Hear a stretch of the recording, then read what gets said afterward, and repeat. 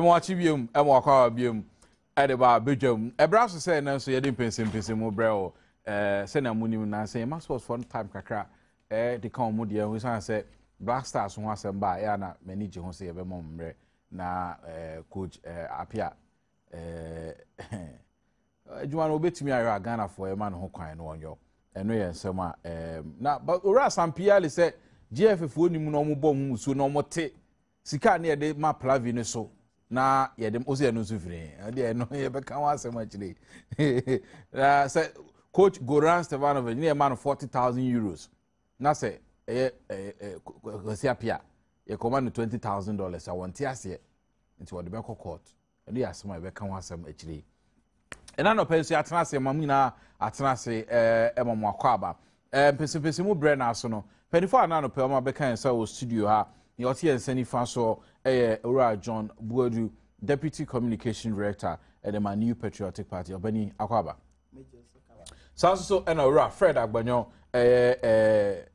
say no pacho we me say metimika ana assemble cry but say we metimika na some reason more it's time you bizarre say we metimika bizarre producer and I'm the producer NDC communication team member and ma aban here also is here Fred Agbanyo Penny e mo achuma kwa bibi aboko there okay be producer o anka chere but me am here free o bet me aka I feel them to make oh one of us now I feel I say one of na me conscience here no oh okay MP NDC parliamentary aspirant e ma ho enough and you to make oh that do be am kan say na na me but na party na MB say nka okay to say they to make party mraso okay so we discipline sabo aboniti ayo na ya na amafo so ya dantem kaka ene ye kire be ka ho asem asem na okay and I don't pay comodie ben me pa cho ma me fa book yin kire enie me pa cho book no enie mo hu Better Ghana Agenda enie na we a book overview of the Better Ghana Agenda mfie miensa ene fani a Ghana for de akonwa de ma NDC ne omampani mails mfie miensa unprecedented achievement ya aban ba wayo no ehun nkontabuo enie na ye de ho enkomodie ene no book no yensa kai no emu nsam dɔɔso eti ne ene ye be ne se ye be general overview eye ehun ensam no nyina ne be bɔ no tofa na afifi kyina kɔ no ye yi no mako se mantem bia no amantem du ibeyi nu kakra na yafa ne emewom na ya hwehwe ne yakɔ ne yakobisa sɛ ampa sese na ban so awe tisa na afi ya hwehwe no sector by sector sɛ ya agric sɛ education sɛ ya energy sɛ ya education ne ho nkro ne ba no na afi no so yi nu mako eti ye bɛkɔ so abankesie mu ne akɔhwɛ sɛ Better Ghana Agenda nra wɔn pa ntoma no ne ho asɛm etisen Ora Kofi Adams so the NDC ɛkɔ court aden sɛ NDC for asuspend no ɛwɔ tape bi ɛbɛtɔ abɔnten ɛno sɛ nkɔmɔ a yɛbɛdie na afi nso no yenuanu mo onua da fie kwan bi sunti no ebinom akɔakɔpie mu ho na electoral commission for the tudwa senkafi ombema ho kwan ema presidential elections no yenuanu mo a omo ewo onua da fie na as prisoners atimi ato aba enso ene abeto dwa se akwansidie bi aba betum ni nyina ne se prisoners no dodo no any ID cards a EC4 the machines ni kwa be register omo enti akoma bibi asi kwan eno ya ade betimi ayi ya na se ntimi yeye na mp4 so IGP on resign na so more resign say bambo ho sem ntimi nkoyi o mema weni komodi e de bro text messages 1760 Facebook here or multi TV world na fa wadwen kire fa form ho say pam ye kwa e ba akɔhwɛ ne yakenkan e de magana fo nyina emum opisu comments nso e wo miankasa me wo nso so a ye be kenkan de ama kodwo asare ba fo e champo e mo atrase mo akwa ba biem na sabre medeo ebe call National Theatre no ye call so na no edwade ebra na holiday na Ghana for ye GNE na ye bonsiri hehe na yes all work no play ma me nkyere oni ma kakra call so me wi a me do akusu abankesi menra ebra vice president epa green book hu entoma o so abankesi na sisi ano de ye National Theatre ansa ye ba ye beto adwumedie so King Crane, King Crane, King Crane, King Crane, near Frame, King Crane, near Frame, King Crane, near Frame. I fed your call back over. I am calling anymore JJ Rollins. Yeah, Papa J. You do what I'm saying? No, Ken was it? Who is that? I'm saying Papa J is me. I say, yeah, my good friend, you are here. It's good you are here. Yeah. I want to tell you, you have to go and advise Ghanaians. No, you know we have only one Ghana. I want you to go and advise Ghanaians. Everybody should go and write his name. Now we need peace. We don't want people to do rough things, you know. Even me, Jerry, myself. Now I've changed. I want to be a prophet. So, and I'm saying, huh? I say, Mejaninya, Asotrobe brana mi boyo, Mejaninya, Bombu mana mi yo, Ubanga guya, Asotrobe brana mi boyo, Mejaninya, ma fayesu, Mejaninya. I'm saying, sister, oh. Enti me usika never could chill butters boost that you buy ye yentino wo ya kwatwa ayentuma se wo de kwa ye he ameka ncho bo bra no bra ene ne wora nkasa bo that chi bi wakasa wo ma me ba ye bi otifie ene ha wo bo bra ye obra ni wara wa bo. Hey mommy, when the catcher say she drama ye a few na ba ti atini tom me tell. Hey, a bufu some cross I be some account. Hey, woman, me, my catcher was say, who wants it? At the Pia best so many a memo. Me coffee, I didn't miss Uncle Pepper when I say fear with the idea hunting. It's in the same for one son coming near. Then you want to wash a drama, my mammy. A day. I dare run out it in the sun. Hey, few. Make one and swing. Hey, free. Now it is so one. Me was for you. Hey, nonsense. I do.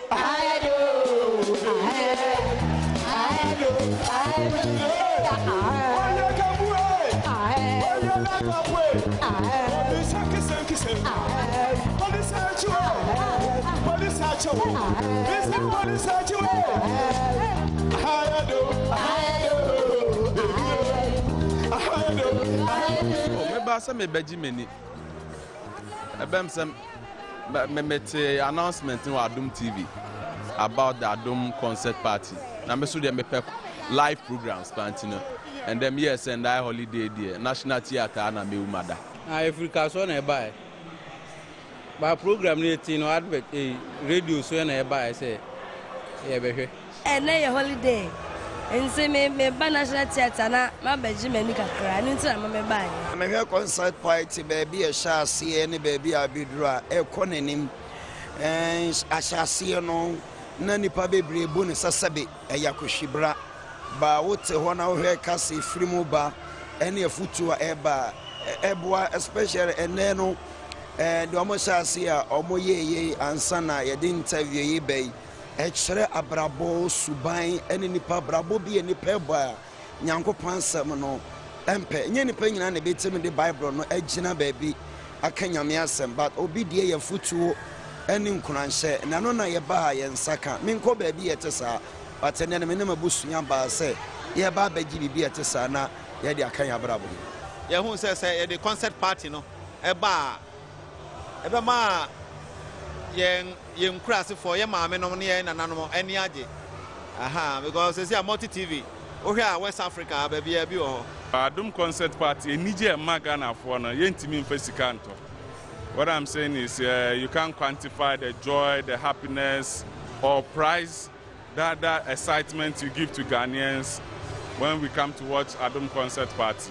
If I'm Pascaline, I'm free, agege. We couldn't buy. Minaji say I na me buy minaji pa. The omo ye no minaji mo pa. Ene yi sa ye ji ani. Ye be hwe concert no. Na ye hu bibi na eja. Amofra ne so hu ne e ko so na. De aji ani keke. Ye from so for Michael. If you go for dua, ba kra ha na metie. Ma sori wa kra se. The new occasion day na me say me ne me mai. E ba nam do ma ba ha no so abehwe me so ade kakra. Ye ba ye so eniema amaye no ha nyina efe baabi am de sua nyansasua de kɛse ne sɛ ɔbaa baako a wɔnya sika no de ntoma ɛna wɔde ne sika ɛpam ɛde kɔ ayie ɛde yɛ nneɛma ɔpɛ ɔbaakofo so no nso tɔn dɔkono ɔde ndɔkono no boaboa ne sika no saa ɛtumi de hwɛ ne ba no ma ne ba no tumi enya scholarship tumi kɔ pia abrokyɛ di nhyira berɛ no maame deɛ dem de ka kyerɛ abaataifoɔ nyinaa ne mmaa yɛsi so nya sɛ kakra bi a obi abɛnya bi a wɔn ne nkɔ ne ma ho ɛnam concert party mu ɛna ama nnɛ Ghana movie yi ɛyɛ film yi a ɛwɔ so yi yɛ nipa mebree a ɛfɛn tete free concert party mu mɛtumi de ɛgya kɔ ayɛ mfa to ho mɛtumi de akorɔbɔtɔ ayɛ mfa to ho mɛtumi de nipa mebree enti concert party yɛ adwuma bi a yɛn mpanimfoɔ no a ɛhyɛ concert party ase no wɔn na ama nnɛ Ghana movie akɔ so. Adom TV deɛ ɛna ɔmo start yɛ akyɛ ɔmo biribi ayɛ fantastic ɛna ɔmo ara na ɛwere nia especially kabade na busuafoɔ yɛahwɛ ɔmo a nti sɛ ɔmo yɛ program bi tira yɛntumi yɛ divert nkɔ different way bi a ɛsɛ yɛba na yɛde support na bɛta ɔmo akyi. Anytime baby. Anyway, caught on camera. The time this the time bebre. Na National Theatre ho komodie and yɛde brɛ no yenuanoma mo amutimi ba ho no yɛda mo ase papa cookie soap and so yasen ma sa dwumadi timi bra yɛde National Theatre ne Adom TV and yɛde sa dwumadi brɛ na sabre ebeko so abankese mu na ho na Vice President John Dramani Mahama epa sa booking hu entoma na ansa na obepa ntoma no Minister of Information ora fresh ba for edie nkomodie bi etudwa yenkodi yenkotie no.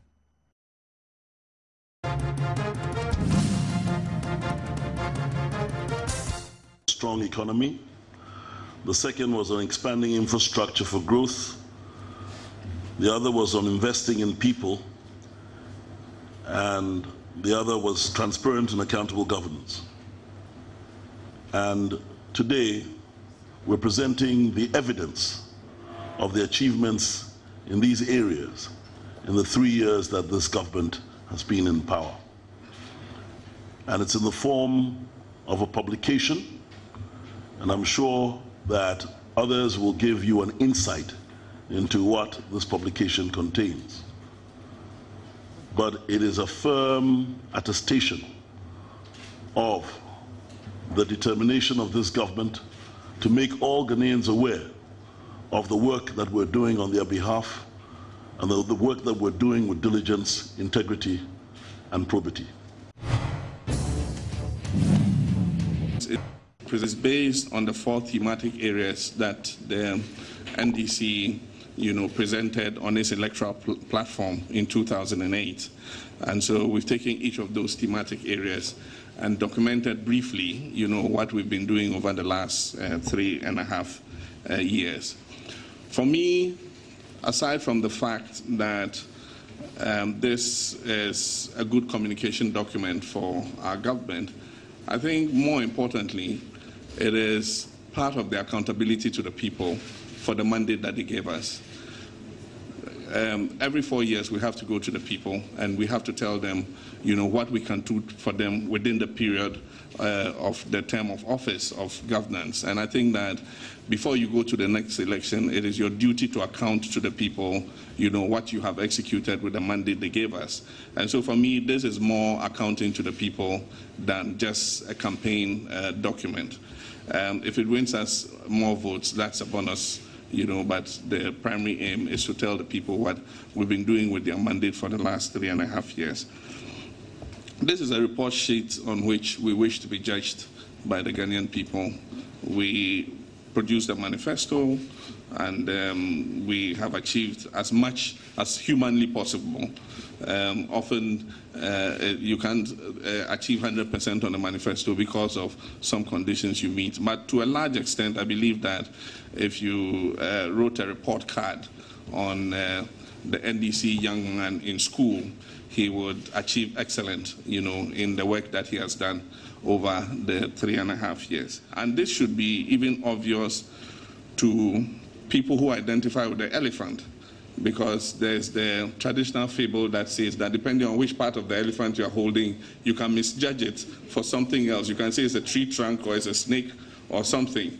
And so this overview gives the whole picture of what Ghanaians should be seeing.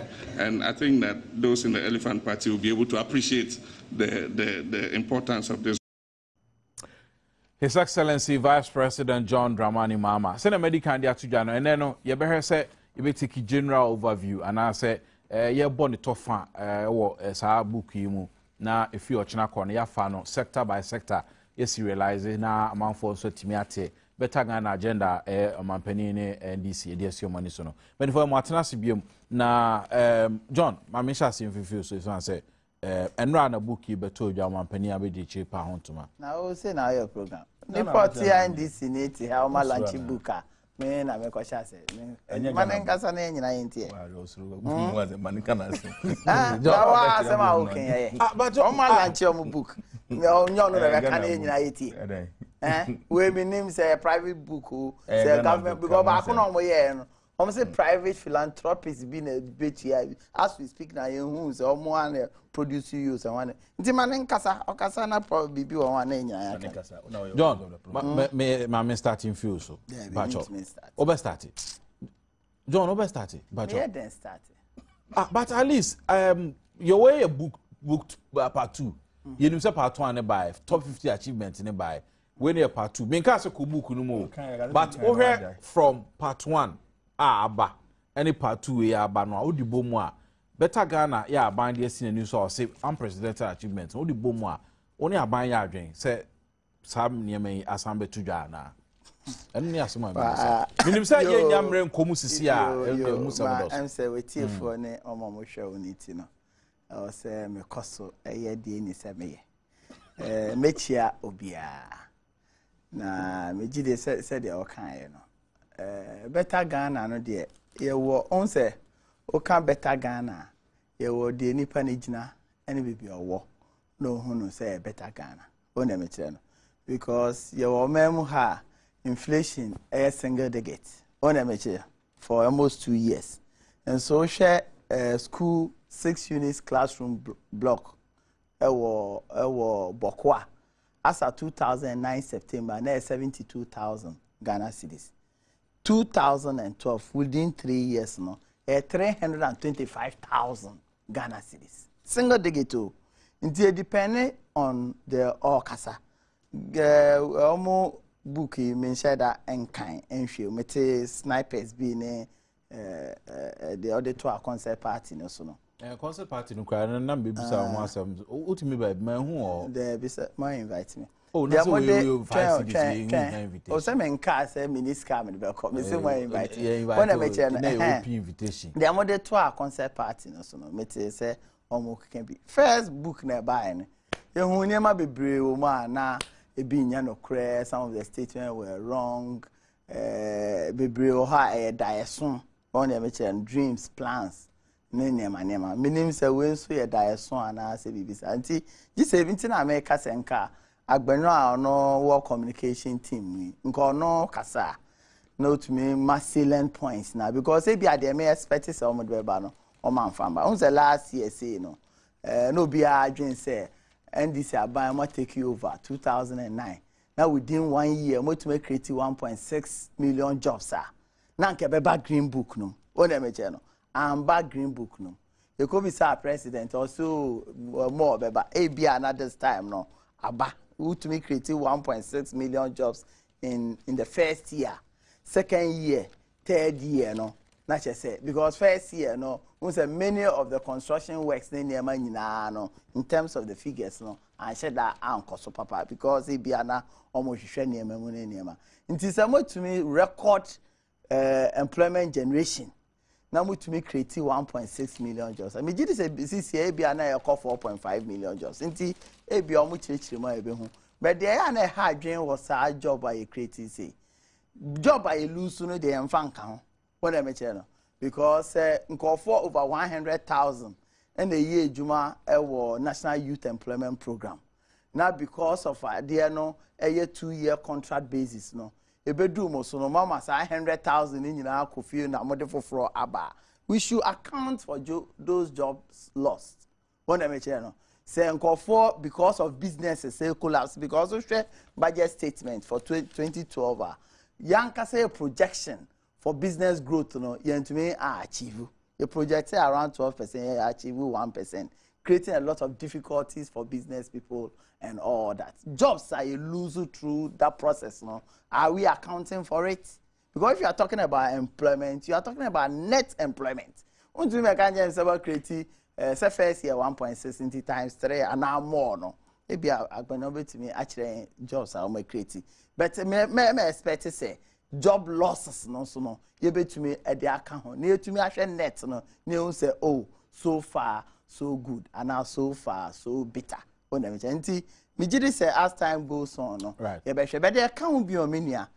As for government there, since this assembly common fund wo since I get fund wo since your friend is saying bibi to say health insurance wo bibi to say capitation grant wo bibi to say leap program leap almost boss and graphic or complaining say due to bureaucracy in tinema sika yedema ehiafo omo ehia buburo no sika na nko fiti tete ai na yomutua say 8 Ghana cedis per a quarter no yentumi antumu dada no so e wo say ekọ no sa sika no enko nti sa enkofo na se be ehia buburo no ukoka kire wo say better Ghana agenda wan hwa ade onya bibi gro asan de abotrim. Because Sikanem Banon no, the electricity bill increased over 300% between 2009 to date. Sikanem Banon, the bus school fees are Utia, a costro. Sikanem Banon, lorry fares, Utia, from baby or be a babyano, a costro. Sikanem Bay, and a finti cholera, Atien. And a news item, Amity, yes, a friend is saying Labadi polyclinic. Nipa the police hospital there na nipa 35 la general hospital yeah na nipa 35 nyame adom ho de na obi an wuye bella polyclinic la general hospital na ni ma hu ni bet nipa ba ko ewuye obeka ya last year cholera break here no eno so nipa almost about 20 ewuye nti se ye koyenim na yare anka efi yemu dadada esa pia yeah, better Ghana man go for be. One of the me dey say them kind no. There are more things to do. Right. Say minim say comparison my no. Yeah, they compare based on their bank. Who comparison there? My first 4 years of MPP. Oh, say they compare the idea say they mean Gini say beben ho kra. If you say you are talking about a party, it take you over from government. Abra inflation either over 40.5%. Abra reserves. Can you imagine, say, from 1981, now reserves are your war as a country, you know, $231 million. Almost now for 19 good years, no. Almost economic reserves of $233 million. Just $1 million spent on the count. Yeah, you on them, the circumstance New Patriotic Party inherit here. If you inherit economy, just under $4 billion. Now just $34 billion economy. Inka ni pape mupa nka NDC mefa so ma bon se den kra po a. Also mo to be 10 times in my year. Because omo eja hokono na any health insurance. You need capitation grants. You need leap program. Social intervention, you need school feeding. In this year, so mo ka employment.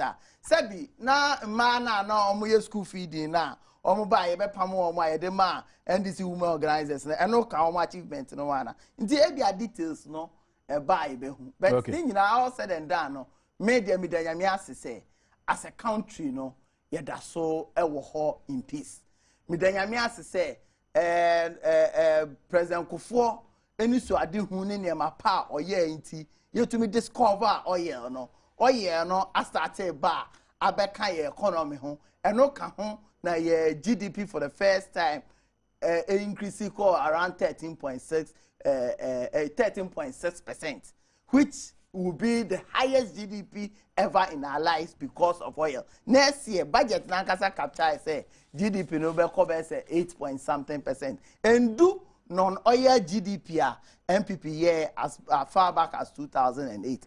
Now, your school kakrano, you can GDP a sustained growth in the GDP or in the total product of a country.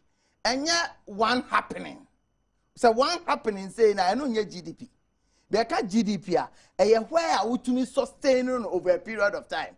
Into the MPP take you over from 2001. No? Your GDP I bet to 3.7. The following year they call 4.1. The following year they call 4.6. The following year they call 5.1. The following year they call 5.8.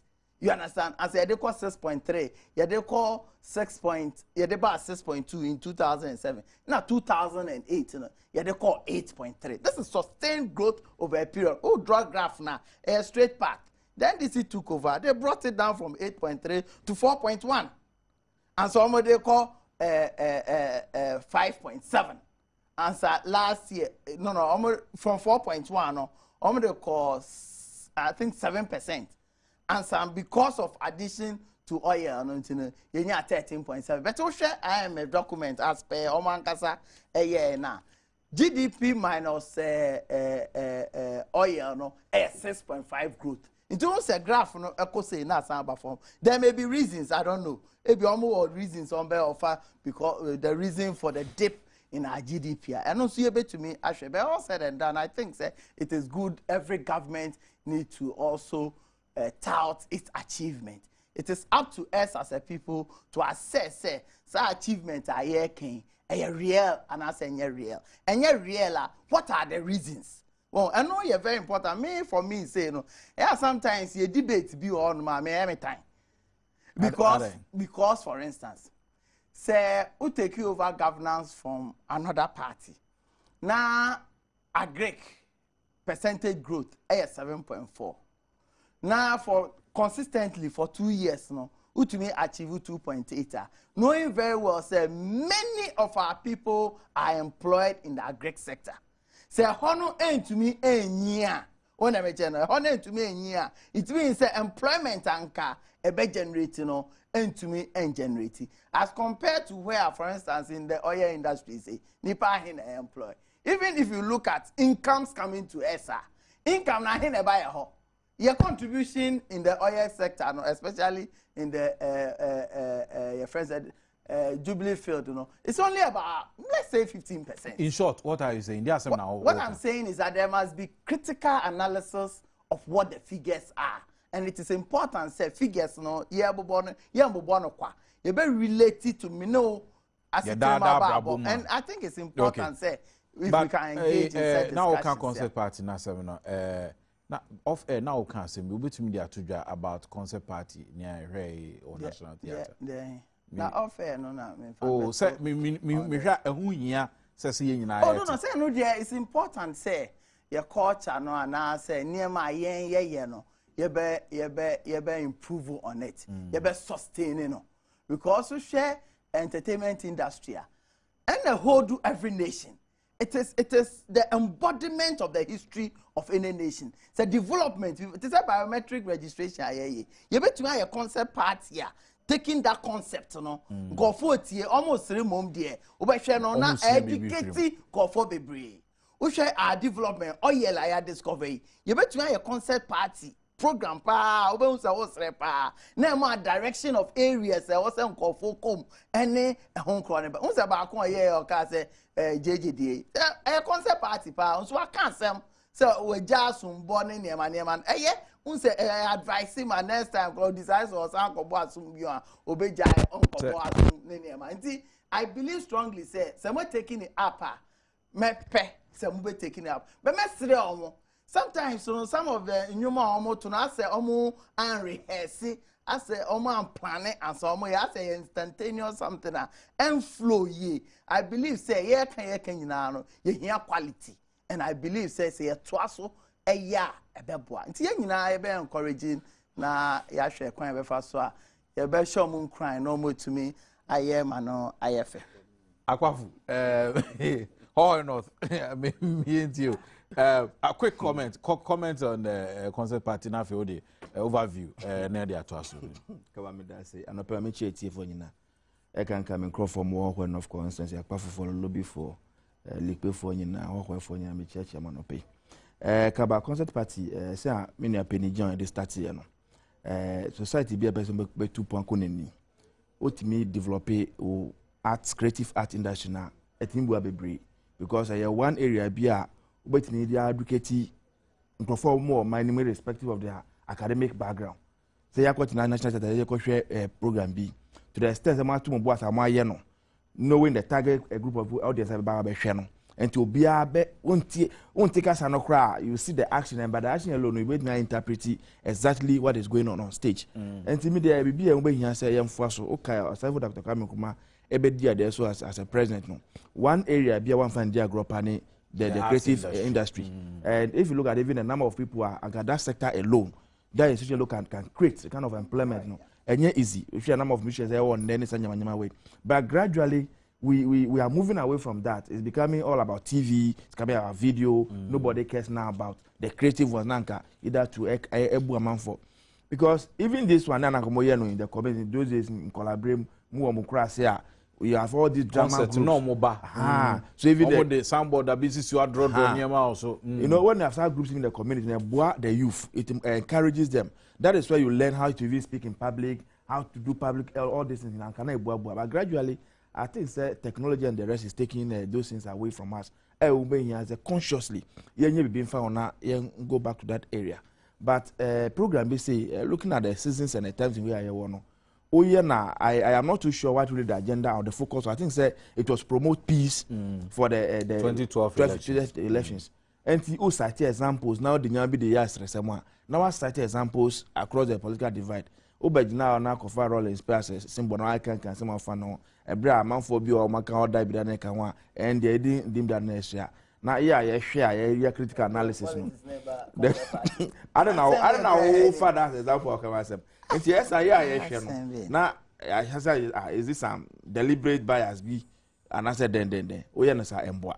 Nkrofo mu bu amafo nya no afa ne nyina de ahyem no de aye na ekama na nyina ya tum se enye kofi nko na ebasabasa na kwam so ebasabasa ye na sababu abebre kaba moving away from that area I think say bibi koso organize say a ombenya say nyina yembo ye ho abaso as a political party be our position person be dia de so no you sign a social contract with the people of this country say mo me opportunity number 7 mo opportunity na ABCD na meye now before turn off office we ba na we no say you account to the people of the country and the community say ejuma me say mo fan share me say mo share me say men say no hana maya kodru then the people themselves will sit back analyze look at all the conditions and the challenges na eba wa kwan so no man be someone say should we go ahead to maintain the contract and I say ye influence na famo before I am very happy say nyama we say ba now I no so be boy am I comparison because any party ba ko be na o mewe mu MP aba be dibida ye come first for book or moye bi okaya na adu wo nyina na president for enum wan na e wo nyina na Kentucky status ni na e wo nyina sa book ni o Ghana wo befa o hwe na ye wo ya book we mu a is both pictorial and ya church na e koso nyina and took of fact say school project bi of course when say project na ye no docs wo bruja entimi fa na nyina en fan share one document bi am then we are talking millions of pages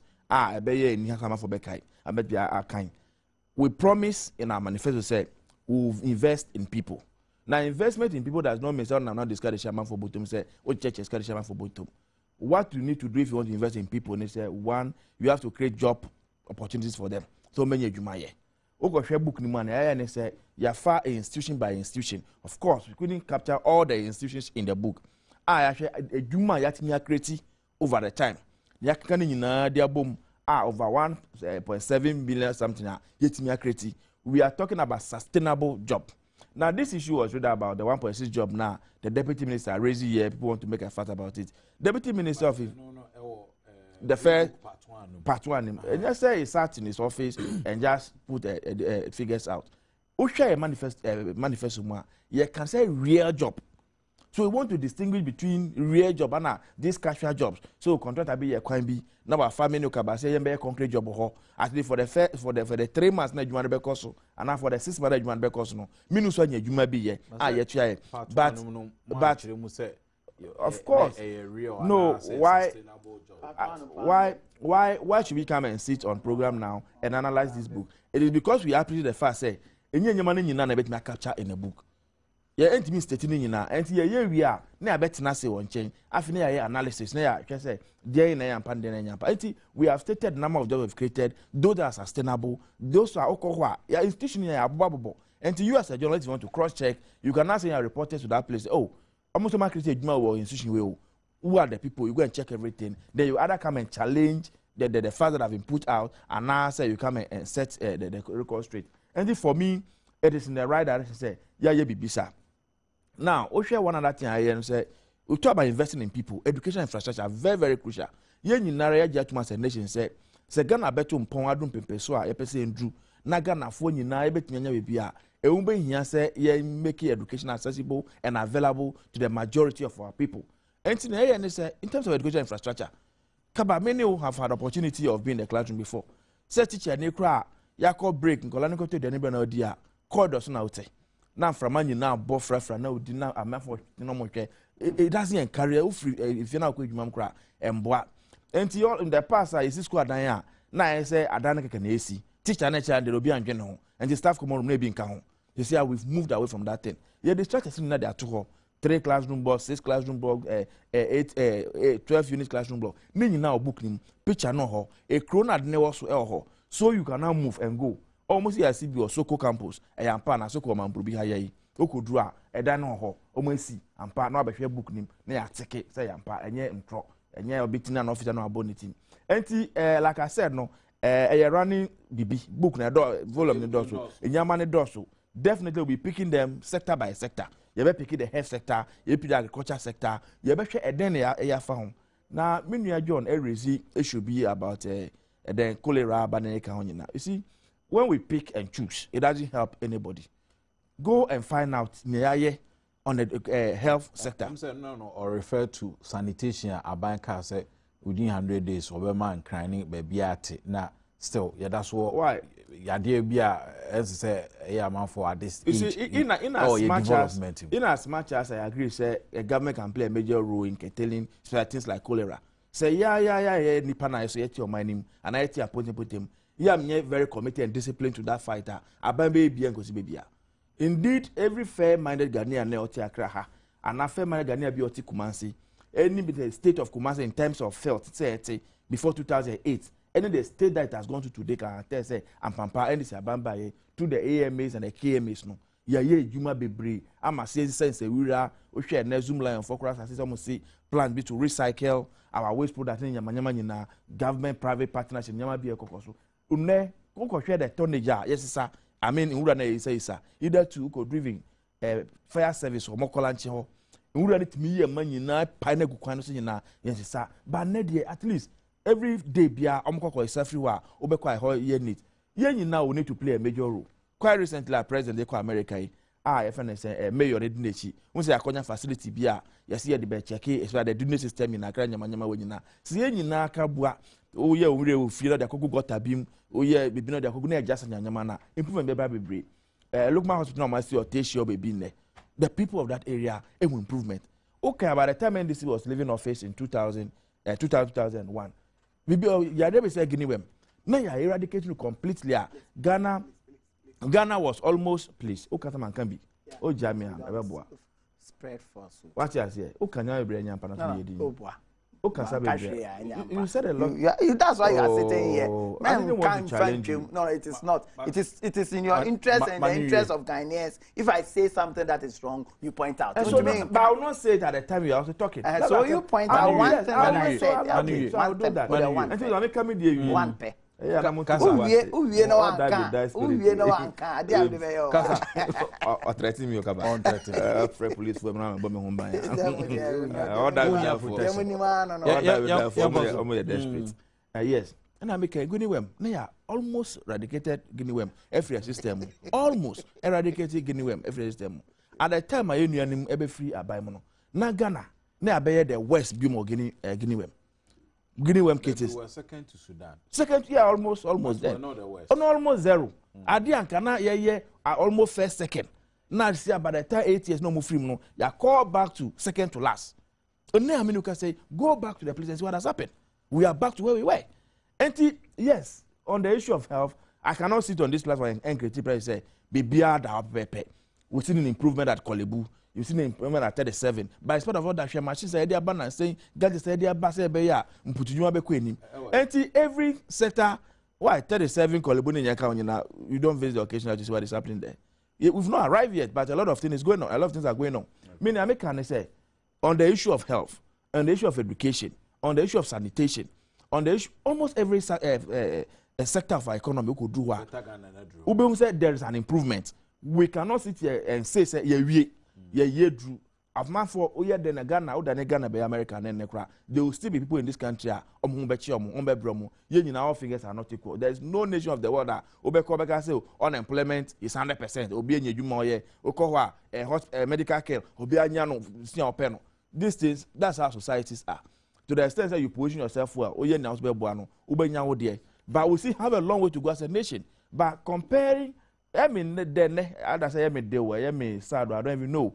Say, just see, well, in discussing achievement, on comparing achievements, no, you share the state in which every government was, and I say, inherited here. If for nothing at all, you came, you declared this country a hippie country. You went hippie. When you went hippie, almost our debt and everything now, the money that came in, what you say, and see, didn't you know the chow? At the end of the day, no, if I'm not gonna go do it, but so many gonna go do so fear. Okay, and I made this argument they make about the GDP, oil, now, oil economy. Impression created as though the oil is not part of the economy. When you take over as a government, you take over both assets and liability. This impression, they don't for the air, oh, a Juma Papa, the go for a yentina, yet me finding oil. Meanwhile, that does not support the first in our history.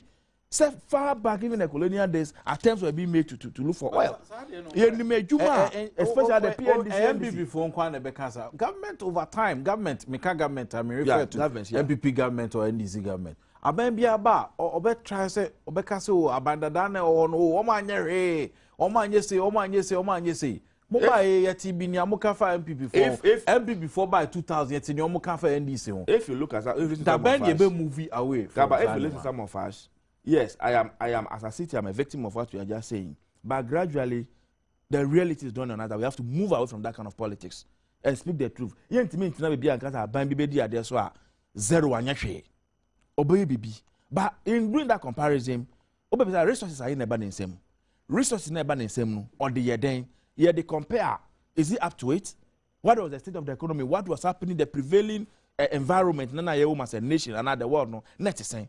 We hear the analysis. You can get it better than say about na say na we anyehwe. Obi ani obeka say anyehwe. Where be? But to what extent sudden improvement that man for book we are Mr. Final question na John Brem na say na be betimi about from book we asem. E den na ban person book here. So book here by part 2. Oh, and I can share many of your classes say. Ebia, as a human now, Untimania can cry into Kwan Enko and Hunia cost other part of the country. Government want to bring the whole of Ghana to one point. Say, Ebia, Tiakraha, just by the pick of this book, no. Ubet me near cost of Upper East region. Opeki book without me near cost of water region. And it is important I stated and made a point say, this book does not contain all the things that we have done. Just selected program say yeah no region by region by the pictorial aspect. Yeah, say more the third part beba na. I say when it becomes necessary for us to do so. Okay, MPP union more by mu. Even this metro mass transport at the point they even had the course Ghana now, Ghana then. Almost make sure almost draw arrow glass. Arrow glass no say Ghana then. They say Ghana for 2001 no. Now arrow glass mo na eti o my umu na. Omo no mo buy here, omo introduce buses. You know all this. We just want the people to know what is happening. Right. What you corner you think that maybe your corner alone is Ghana. Ghana goes beyond your corner. That's the other part. That's what we are doing. Our reactions now. This often made on truth.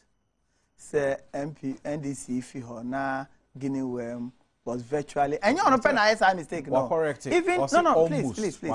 And you almost. Ushe Guinea worm infestation, as reported by the year 2000. I'll bring the record. By the year 2000, now 8,000. 8,000. Take it from me. Recorded and reported cases. Now continuously, let me tell you, and you will penalize our mistake. President Mills Ankasa in 2004 Omo manifesto. He said, say, Guinea worm was virtually eradicated, which is a lie. You know, no, it's a lie. But no, train. I'm surprised about you say, me can't about call me pick choose. Man pick choose and come by document. Ma pick choose Ukrainian in an animal choose.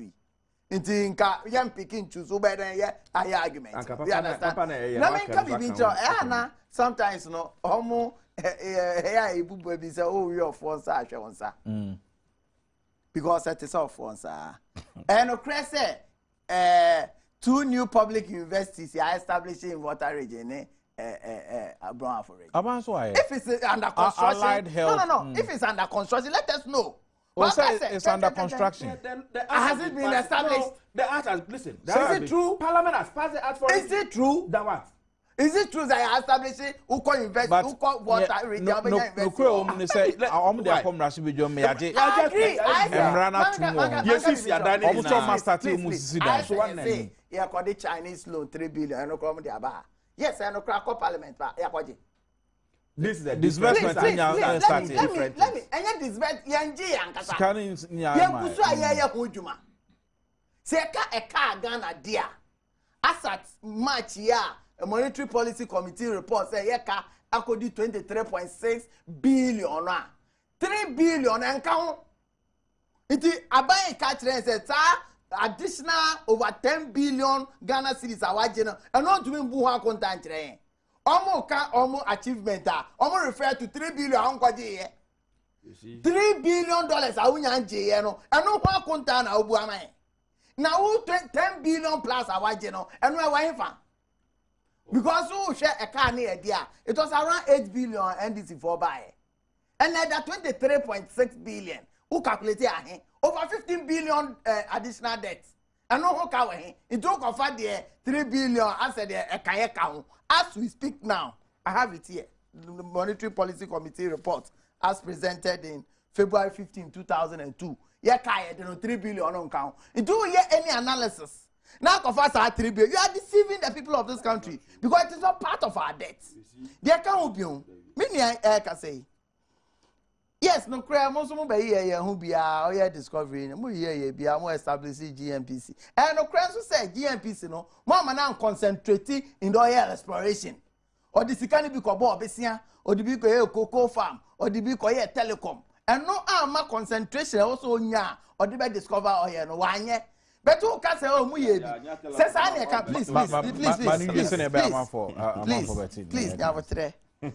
oh, because I say, Musumuyebi, computer, yes, I did my school for 1 minute buy. Minimum say one laptop per child. Ora, could you ban do time? No more, almost say no more. But NDC why? Me why? Oh my, they only dreamt about it. Me say. Computer, yeah, they must school for 1 minute buy. Mona to buy, but almost so more, yeah.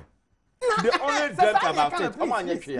You don't even know what you're talking about. You don't even know what you're talking about. All the most of the computers was procured. Mona move to as at 2009 mobile. It is this argument for instance, retooling Ghana Armed Forces, for instance. Place no one minute. I'm starting, but fantastic. It is I know sometimes if you want to set platform for debate, let us be fair to ourselves. So oh patches and yama mobile 2 year momo to us so there mama. I can grant you that. Into a big occasion only discover oil. Remember can't say GMPC or because GMPC will discover oil in commercial quantities. It is as we move on a second. And strangely enough, almost the number of jobs yaba. So what do we produce jobs in 2009? 2009. 1.6 million jobs. 2010 me say 1.6 million jobs in 2009. As is claiming.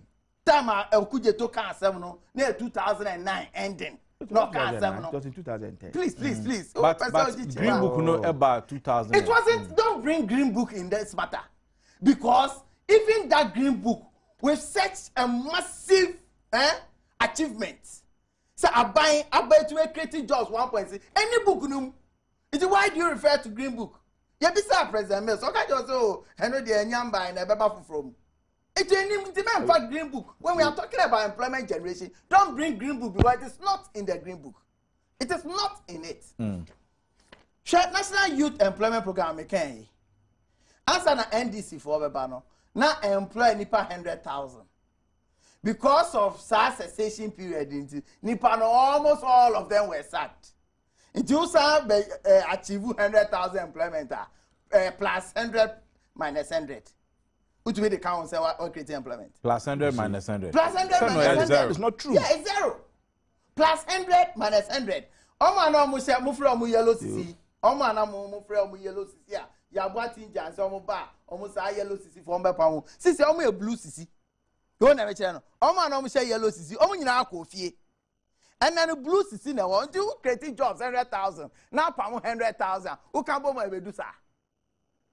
Who created jobs in 2009? 1.6 million. 2012, we also created 1.7 million. But that's it. Obey your reaction. Text messages are by Yankin Kaina. Mika say Matara Michelle NKB Kadaruma. Also, Minkosa Minka say, or Paman for no my juma. I tell a four more adipam hunim dear. Yes, will be our soon adipam. You will be our pama diache. Na Tare alone. Come. Now bet me up and be will bear 3 years experience, 4 years experience.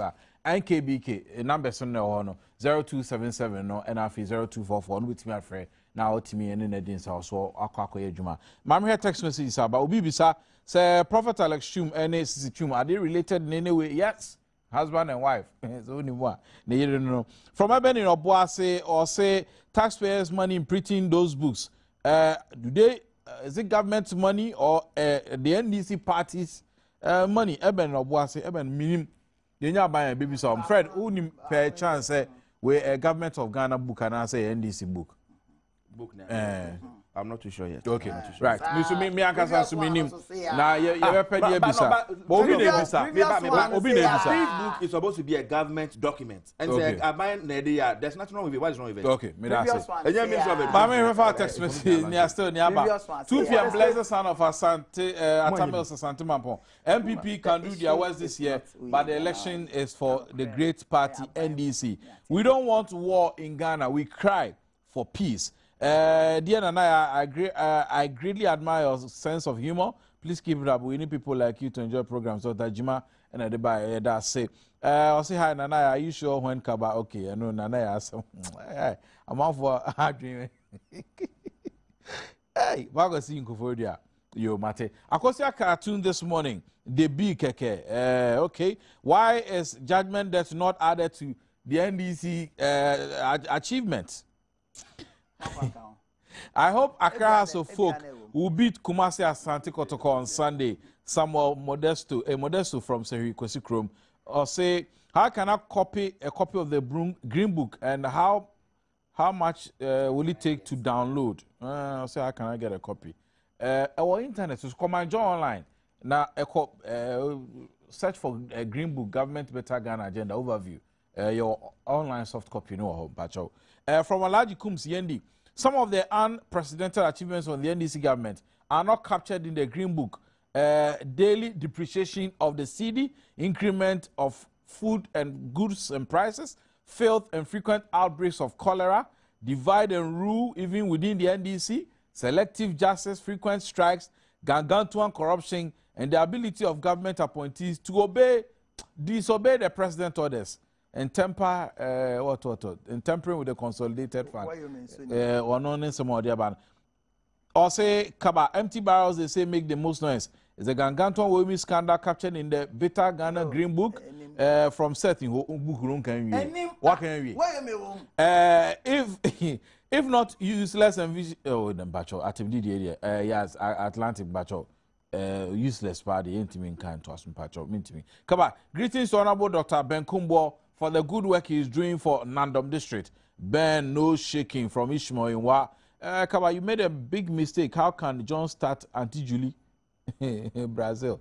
Auntie Julie, John Bodwan, no, Peso, yes, sir. Start here from so Ben. Kaba, ask the NDC man for me, why is inflation very low and yet the dollar is moving? It is now 1 cedi 80 pesos. or say na different breakum no bisa. Or say come watch me Professor Mills will win. Isaac Cambodia Suhum. John, I like you so much. Please, can I get your contact? Greetings to all MPP members. Kaba, your secret courtship with the NDC is being exposed. Mike, you know, Boase. Hey, and now be some MPP ni, and then some NDC ni. Nia opposite of dream be our dream, but discerning viewers are watching. Kaba, Ghanaians must know. Not no crowd on board in the Mekwan and perfect. NDC funny Ghana bra. Kaba, Ghanaians must know from the NDC how those achievements were funded. Koshi, na if you hold it by Ambrose, or say is finished as he was not selected because he can't stand the heat of Honorable Dr. Kumbo. He will surely win the Adom consensus seat. Dick Bo Ishmael in Wa. MPP is only a sellout of Ghana. They only devalued our city and did away with our savings and our future. They have unprecedented 1,000 times. The Buzia, okay, I'm saying valuation or devaluation of the city once America. Yeah, is the NDC saying without oil, China would have given us a $3 billion? Sami Obuase, or say it is criminal negligence for Mills and the NDC to abandon the Accra Suhum Kumasi Road, which takes 15,000 cars per day, and therefore the most important road in Ghana. Yaosi, or the Ebai. NDC man, are you aware that farmers in the Volta region, especially in the whole municipality, are now cutting trees indiscriminately to sell as wood instead of producing food? Is that also part of the unprecedented achievement? Alaji Kums in Yendi. Okay, wait, TV3 story be on my this week. Yeah, TV3 story on my DJ Omali and Wayosi Goso Kaba. Better Ghana Vice President is talking about Goso. We haven't seen anything good here.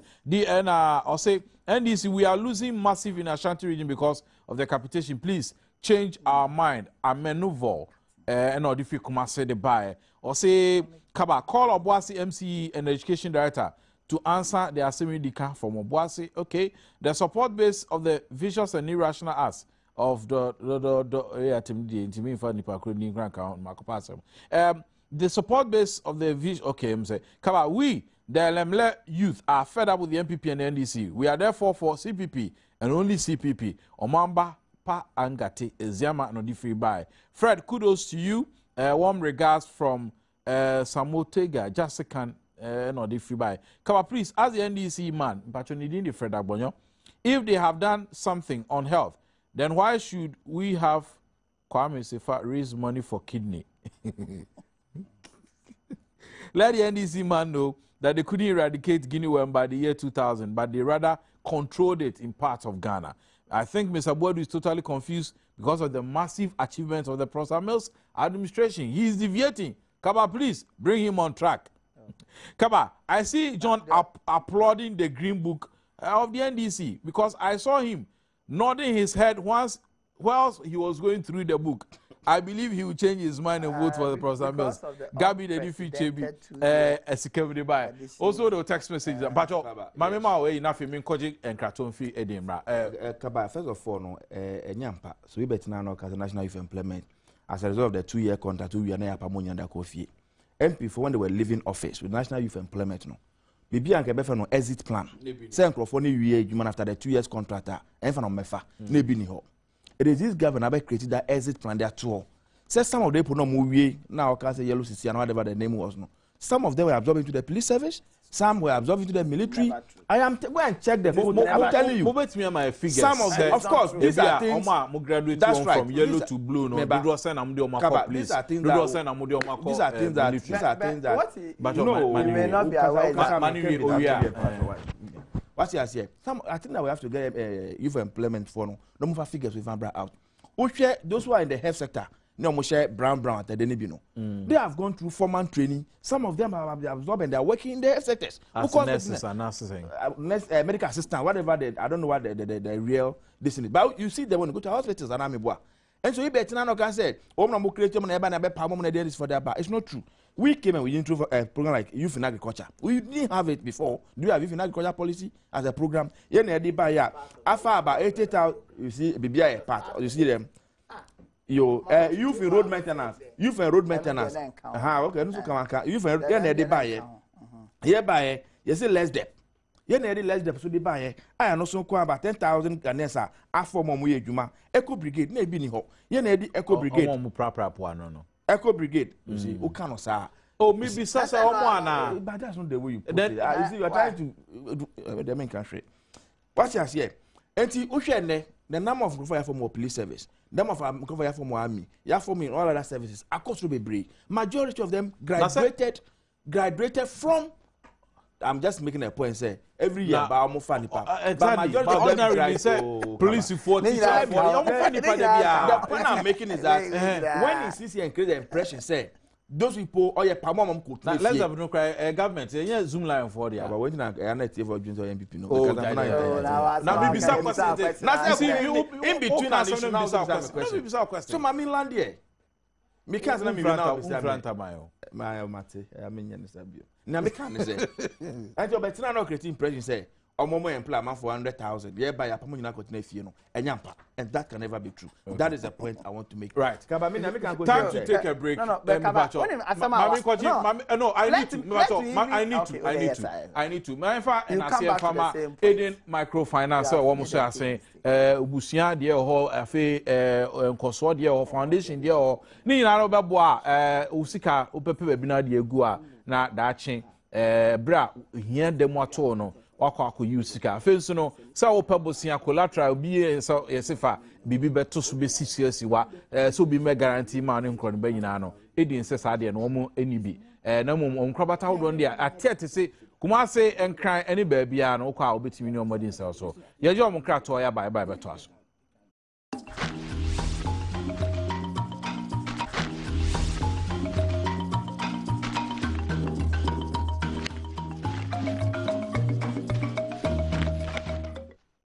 Fabio Mwakwa BMA de Babijum Jumedi Sumpenifo and Omudi Komora John Boadu, Deputy Communication Director, NPP, and I think Sunora Fred Abonyo, member of the NDC's communication team, and aspiring member of Parliament at the Mahoy North, NDC, Abaton Pesano. So, Omudi Komo, Green Book number, part 2 number, na Iguso Aye, Pensimu General. Masha Bosse, if you are Chinakono, Yeberno, Naposo, and ofa hudu bi say education womensia na afa na ahwehwe mu a na yakobisa se mu nsam te sen na yenya brese na be amanfo bete dwumedie na ase eye sabre ye de nkomo we be so ha na afi ya to aso akọ Kofi Adams creation of employment moving from one job to the other it's not a creation of employment we are teaching now jako nesa you create a job.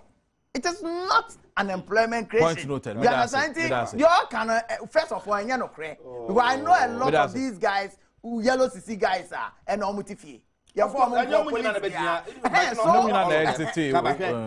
of the employment Americano, apart from where you the total of 1.7 there are several that want to go to the free zone enclave. The number of new companies. This is not continuing. But free zones, you know, one development analyst be our gimpa. I criticize free zones and they say because of the legal regime or no. Omo adwumani nyina wi omo fa so ne ade nyina omo de kwa ma no ne apart from that ye calculate GDP ni ade nyina kwa ye fa kan so ni fa so ma ye apart from that baby o kono kra o etro free zones nipa na eba so be establish a company oba sika requirement under that industry no obeto maybe $500,000 eba me employ nipa 500 me enu figures ni me da say sorry but for ya to aso Kofi Adams party general secretary abedi ekira and the party no atwe na asensan na wono so na kasama for the makane mampani Rollins what they atodu ase what the NDC court kwan omafa so a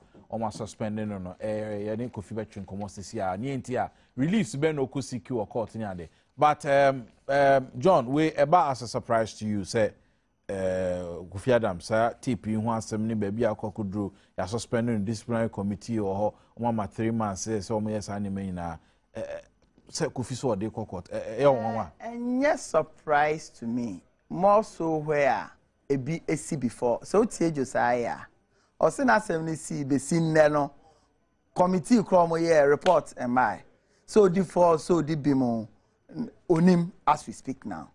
Now, the man had drink a crowd of Kofi Adams, as say, apart from almost suspending or no, in membership as NDC. This is your on your NDC member. Now, no, you're very dangerous because your constitution, Emma Obia who can say or join a political party of his choice. Since you are nippon on this side is so NDC. So I be been a more suspended now. My name is Bia Momranity. Say it to me call further to suspend the person or sack the person as an NDC member. Or no doing say man in NDC because any first time I tape by Baba Jama Echo share journalists for our case or the youth employment mu omu ojanya omu nkase nentwie sa tape ne bai oga so the nkofo youth employment ko share mrante wa pa is nkai sa tape ne bai no so na be obeshia ko share nkofo wa pa is journalists oso omu fa mo accounts mra omu fa we mra ogojina hokoka say communicators, party communicators, and they call outsider. Omu hu ojanya, omu kase nentwe. Minister. That's it. Asem wababe chichim ninti amokasa. Okachire mu said. Oh, say nenya asema o ka ede na please. No bia bedwam no ka no. Na nka hin no be ba ka no. Please. We district communication officers na we share omo. Because the ombe them one wakacho mana. We see as a minister who think crime. Aqua who meet you communicators. There are two different platforms. Please. Oh, okay, two tapes as I'm not making. Until don't say as if say me mix it two. I'm not mixing the two. When I mention two tapes as I'm not making. Now we see omo.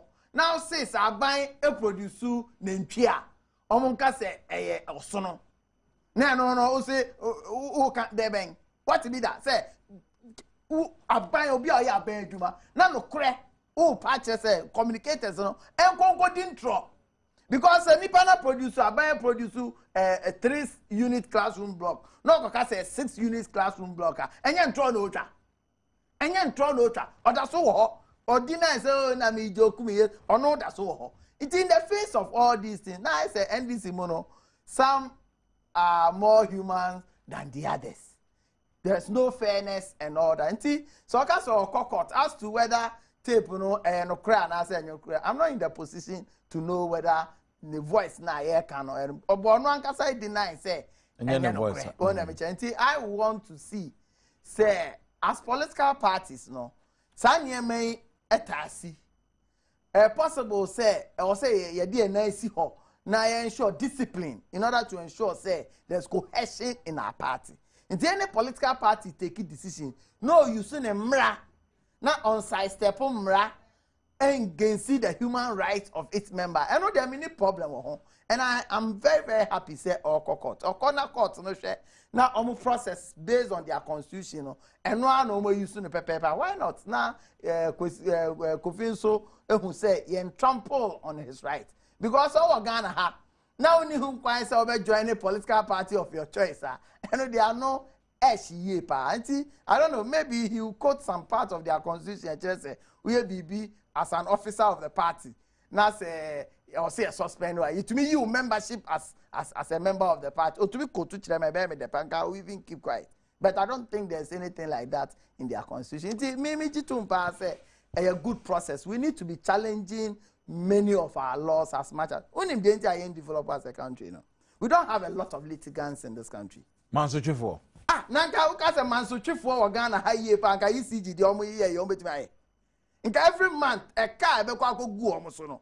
So dum kanya on country obia. Na nipa ne fridge asay. Nipa no say air condition asay. Nipa ne duane no ono a asay. Say pano no to awaboka. 2% man for testy emra. If we have a lot of litigants in this country, and can name be brave or onoma, and can see. I agree. Now what so with me? Oh, now my parents say my parents say they public spirited people are okay. One say yeah baby we are GFA the never public interest but Kofi unia Kofi Adam say or the more court. Kaba first of all no at least asem na be no apeni John and to Baba Jama so no. You are not being fair to Baba Jama. Ye nyina wo kasa obedwem. Otimi abetnya ko share test control or legon. Na mo kasa efiefi asem. Mo di kan bi ko na mo de aya asresem. Asem bi a oh me kan dey agro keke. But what we should all of us should learn from these things going forward and say once you are speaking in the public ube hia say asem bia be fu an beba bia no ube dwun ye if say ya agora asem kra we kan ye otherwise aka me hu ne nti a ube fa abajama asem we e die na serious case say abajama ko plan bibi sa that will be done in the presence of several media houses. But the import of Sasem no can say obi akoka bia no ya chegu ahoma so no that me can one say so akoka bibia kwan a omo ya fa so ayi titi na make asem say e still say na minister akotwa ntro me one say minister no to just one of those ordinary asem can not what you say but that aside asem ba kwa mikade bia kabane say any set of political party ye nyina ye de ye nyina stakeholders in the party ye shareholders a company ye nyina ye own shares for company ni enti e be nya that every point in time bia no ye nyina ya na moto ne ye kasa na bibia no e be bibia e be protect party no bibia be man party na to mpon na to the extent say ye be bibia na e be ka bibi a de efin e de be party no ho de e be nya say party no be sorry afa ne mra ne constitution e de aye adwuma say irrespective of who is involved no ye de mefa amra kwan so it is party and this your constitution and this constitution say obi bibi we seeking to drag the name of the party into this into the man and the no I don't really have the article of I will have wait to see of such course, a but this are things that wrong because my kind of constitution has such a thing say we will draw the membership there. I don't know. The issue be referred to a disciplinary committee. Immediately I refer issue the disciplinary committee no. So kita the baby or party ni ma ube at that time ube decide the benefit to am. At that time even your party membership card is withdrawn. So automatically you lose your membership as a party member. But question among for business say more withdraw the memberships are no under what capacity the bia ben so na more fadia friends or disciplinary committee because all ordinary citizens say me amenye party ni kuku bia any sin to me fair say me face disciplinary committee. I don't know NDC. You join NDC you say NDC work constitution. E wo be join party we a wo be fa continue ma kan. Mrase no constitution. Wo jitim say wo be adwuma and some become member of the party. The American say unim say sanete e bas na withdraw we are it has not the disciplinary committee. The disciplinary committee is supposed to sit on the issue within 3 months. No more report their out. Say when you na we na ho ye can say unso now you go back to your position work we adwuma. Say we na ehun say dey bi na ye na pampa embo party na e du nche na wo no na wa to asma tena nche no sadeko. Party mra e di adwuma. I'm very happy say Kofi Adam had taken the under bold step. So court. That's how I'm supposed to work as a party. Is it in the interest of the party? A Badwam party. Oh, why? Yeah, NDC we believe in democracy. So kono kodin kunima. Yeah, keji na nya ntina ya democracy na yomuni. Yeah, kono kodin kunima. Fine. As a party anto na money here because e bet me ayemen so. E bet me obi fufuro so. And to the extent on able so court a court no. Sa court ko hwem ni nyina awie. Na nia party ni ye nya de pa. Ochina bi party ni ntusa na money biom. Ni nti ama mi bisa sa no. Atebu amantin die a nipa no call court no ko wini a court share say yento abane bie mu ni but executive for say enye court na ebe kire omo ye you see me de bia me kan hwe parliamentary elections na nyina contest me so what is asem there are several issues are ever out and say na ebe start here especially parliamentary primaries party now to anamo on my bylaws omo free all that parliamentary say obi bia obenya asem bia o party bi be koso a woni anje ho no use the party structures na for resolve it court dem obi an court but in spite of all that man for be sorry still am court yeah bi we they want to follow that guidelines no strictly because okay wa court there and the church party na no better the be agreement no and dem disqualify what disqualify and the party make me take that bold step in the first place and some be court because church be nko who was ma use the party structures now the one using now the court never called there what disqualify from the very beginning your court whatever that happen at the court we are not reinstating you Ghana mra constitution wa mra ni nyina wa ase but our court also recognize bylaws of various small institutions amebwa right and to the sense say your bylaws no say can there imutimi kan say ye fanye adwuma okay me da se mama fa text messages aba na fe ye fa prisoners for the infamwie mo say we hwan a o say kaba I think the media should direct the party representatives on your program from accusing each other to the issues on the table so that Ghanaians will benefit and move the country forward. South Africa have gold, but they have developed. MPP had gold, and we saw nothing. NDC rule us. Baba Obuase mente wasam na see Baba. Also, has the president not seen or heard what Dauda and Erikopoku are doing in the Brownford region? Batho and Edifi Kukum de Bay. Green book or red book, NDC must go from Kumi Ayi. No, the Edibai. I'll say Adom Badwam. Yes, MPP is desperate for power because of the endemic corruption, selective justice, and the NDC destructive rule. Cheba for the difficult phobia Edibai. I don't understand why Ghanaians even voted for the NDC. Hey, Ike, on say. Kaba, Gaddafi brought green book, but today where is he? He couldn't succeed. So the NDC, if they don't want to succeed, they should follow Gaddafi and his green book. It is even empty. Felix Amwa, Waka Kumase. 7 December, Farmers Day, and also 7 December is an election year. What will you do? Okay, this is a very good question. We'll find out. But minimum say National Farmers Day, first Friday of December. Minimum say 7th day, and minimum say I'm penny for bench and afa. John is making the Ophelia and the by. Kaba, please kindly inform Fred to text his number or email to him so I can contact him. Chris, the Axim in the by.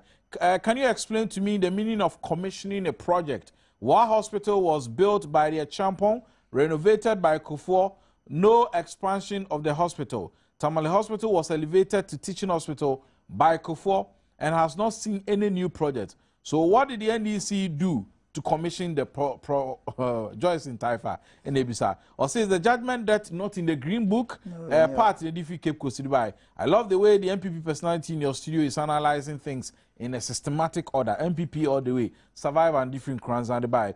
John, Pacho Kawanutum, Nientie, Fred.